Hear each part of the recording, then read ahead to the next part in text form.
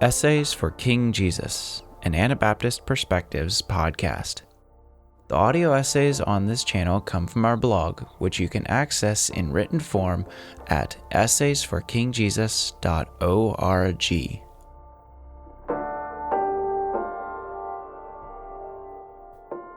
Sharing Plans Cannot Replace Brotherly Aid.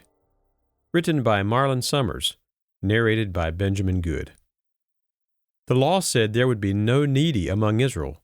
This was not because no one would suffer loss or become poor, but because God told His people how to respond to losses or poverty. In Deuteronomy, that included interest-free loans that were wiped out every 7 years. The author of Acts tells us that there were no needy among the Jerusalem church.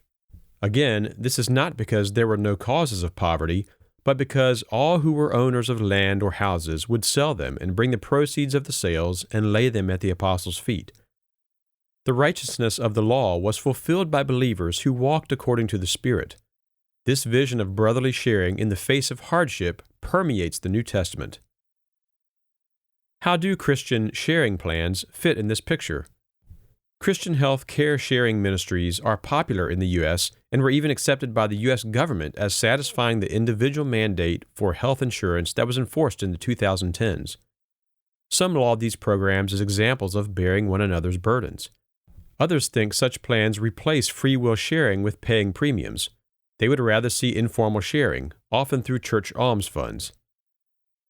One brother told me that in his setting, members tend to look at sharing plan contributions like insurance payments, and deacons do not know what to do with money in the alms funds because medical needs are covered by the sharing plan.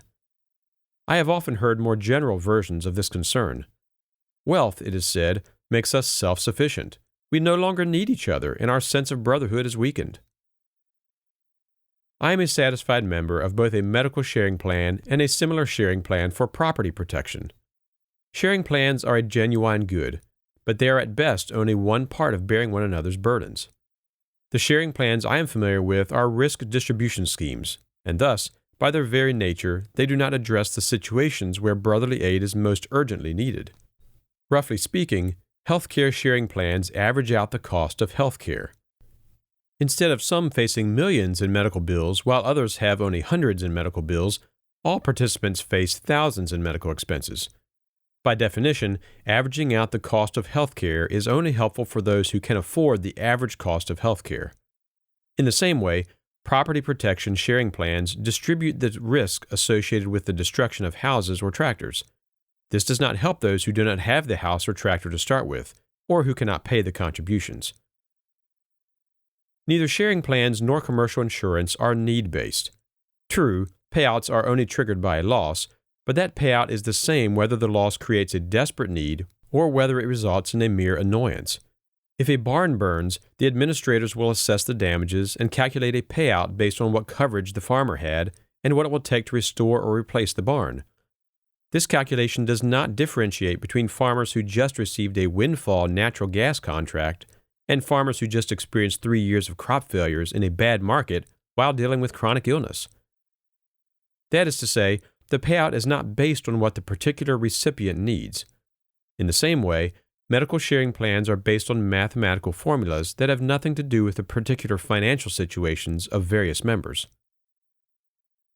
I believe sharing plans and commercial insurance are useful tools, but no matter how sophisticated our risk distribution schemes may become, there will never cease to be poor among us. Death, illness, accidents, wars, financial reverses, and economic collapses will create needs that call for generous sharing, not just making sharing plan contributions. There will always be needs among God's people that call for giving alms both on a local level and internationally. If, after sharing with such needs, we still have more of God's money than we know what to do with, then we should evaluate whether we are as ambitious as we should be in advancing Christian teaching at home and abroad. Risk distribution is good. Insurance often gets a bad rap. Certainly, some people are overinsured, and insurance can bog things down. But insurance distributes risks in ways that enable great good. Insurance is what makes it possible for me to shoulder the possible liability that comes from piloting a chunk of steel down the highway. I am financially liable for damages caused by my driving. Without insurance, I could only be prepared for that liability by holding a large reserve of easily liquidated assets. With insurance, I only need to fit the premiums into my operating budget. Similarly, insurance lets a contractor assume liability for damage he might cause to a customer's home without keeping $1 million in available cash. The genius of risk distribution schemes is that they convert undefined risks of extraordinary losses into normal operating costs. Just like commercial insurance, a sharing plan can systematically distribute financial risk. A sharing plan will do nothing to protect me against dying in a house fire, but it can take the monetary risk of losing my home and convert that into a modest part of my living expenses. If the house burns, the sharing plan will supply the cash to rebuild it. Health insurance will not keep you from getting sick. It can convert the undefined financial risk of huge medical bills into a predictable monthly expense. One benefit of sharing plans is that they allow brotherly aid to be channeled to the greatest needs. In the absence of a sharing plan or insurance, most major medical costs would have to be met through some sort of alms. Most people will not be in position to simply pay major bills out of pocket. However, the number of people who can afford insurance premiums or sharing plan contributions is much greater. Effectively, this means that fewer people will need support from alms gifts to cover their medical expenses. If you find it concerning that sharing plans reduce the need for alms, let me challenge your thinking. Consider a different situation. Massive unemployment would create a great need for almsgiving. Almsgiving is a Christian response to such situations. So is buckling down and spinning up enterprises that create job opportunities so that more people can work and provide for their own needs. Having more alms funds than alms needs is a good problem to have. Like job creation, insurance and sharing plans are forms of economic activity that make it easier for people to care for their own needs. I hope not to receive payouts from the insurance premiums I pay on my vehicles, because I hope not to have accidents. I am glad that when someone else has an accident, it doesn't have to be financially devastating for them, because I and many others have partnered in a risk distribution scheme. Godly business deals of any sort should be based on the premise that they benefit both parties.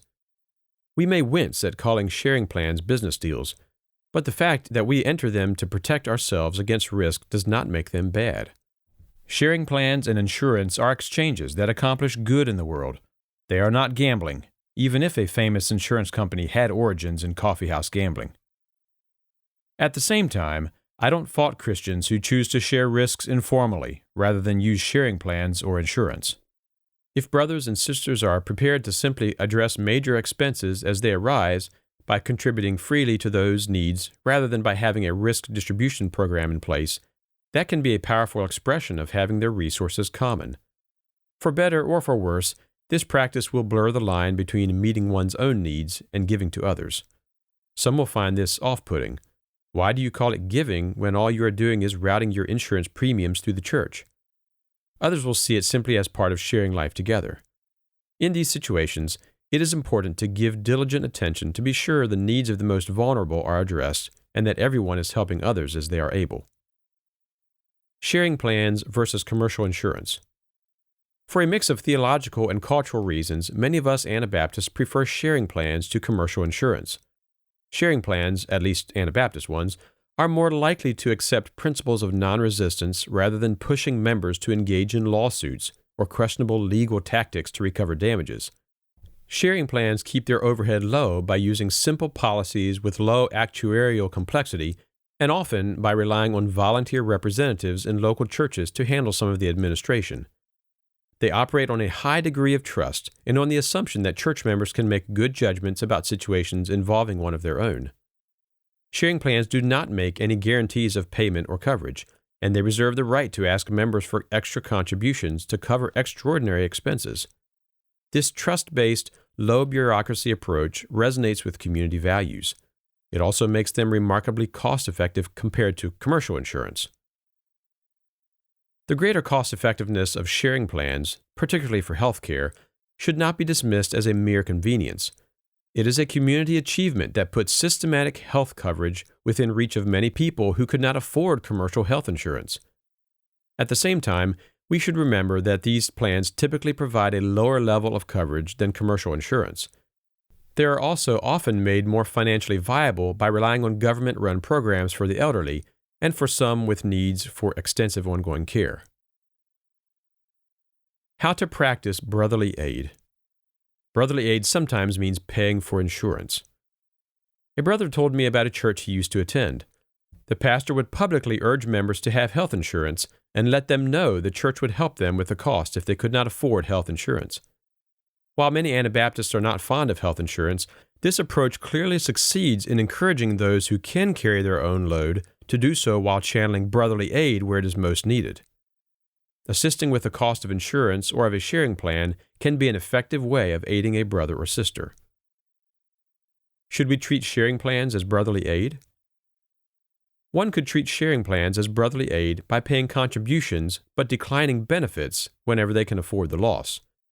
If a large number of people paid into sharing plans but never turned in their medical bills, this would keep contributions lower for everyone. Should one do that? Or is it better to accept the payouts and use the resources for other ways of helping others? That is a personal question, but also one your sharing plan administrators might want to weigh in on. See situations that fall through the cracks. We should be aware of situations that are not well addressed by sharing plans. We may have people in our congregations experiencing job loss, inability to work because of chronic illness, business failures, or simply a difficult economy. Small bills and extensive time costs dealing with smaller illnesses can add up, even if they stay under the deductible or initial patient responsibility. We must be ready to help. Remember, brotherly aid is international. The New Testament letters contain a massive story that is too easily missed, perhaps because it is mentioned in various letters rather than told as one continuous story. That story concerns the collection that Paul gathered from the Gentile churches and took to Jerusalem for the needs of the saints. Paul goes so far as to say that his goal was for fairness among geographically distant congregations. I am not saying we should disregard the dangers of slinging money around without local context. We should probably follow the example of the Christians at Antioch who delivered relief to Jerusalem through the hands of wise local elders. We should learn what we can from the experience of those who have thought hard about how to make outside resources bless rather than curse struggling communities. But we need to be clear that bearing one another's burdens is not restricted to our local congregations. Be ambitious in kingdom work. If, at the end of the day, brothers and sisters still worry that they don't need each other and that their wealthy society makes them self-sufficient, perhaps the answer is a lack of ambition. When we are working hard for the kingdom, it becomes obvious that we can't do it alone. If we are indeed in a situation where we are meeting local needs, contributing heavily to the global church, and of course not obtaining our money by fraudulent or workaholic methods, and we still feel like everybody has too much money for their own good, we need to ask if we are ambitious enough. Are we launching church plants?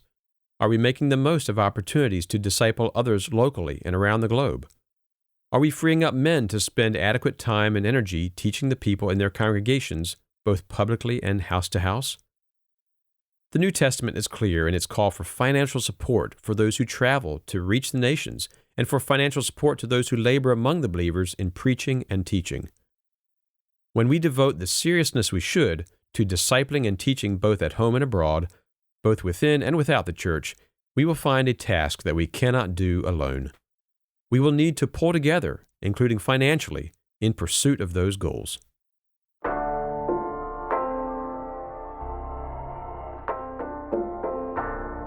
Marlin lives in southeast Tennessee. He is married to Meredith and father to Zadok, Catherine, Job, Jude, and Karis. He is a philosopher and carpenter by training and currently serves with Anabaptist Perspectives and Star Mountain Academy. The tagline for the latter organization expresses what he wants to be and wants to help others be, a worshipful knower and servant king. Thank you for listening to this episode of Essays for King Jesus by Anabaptist Perspectives.